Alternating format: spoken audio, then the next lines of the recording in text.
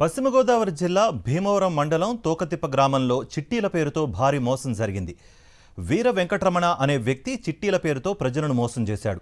200 మంది దగ్గర చిట్టీలు కట్టించుకుని సుమారు 5 కోట్ల రూపాయలతో పరారు కావడంతో బాధితులు పోలీసులను ఆశ్రయించారు.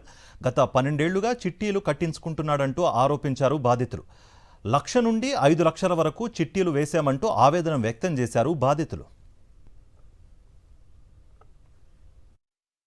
12 సంవత్సరాల నుంచి పొన్నాల వీర వెంకటరమణ అనే వ్యక్తి మా తోతపు గ్రామంలో 12-15 సంవత్సరాల నుంచి మరి చిట్టీలు వ్యాపారం నిర్వహిస్తున్నాడు.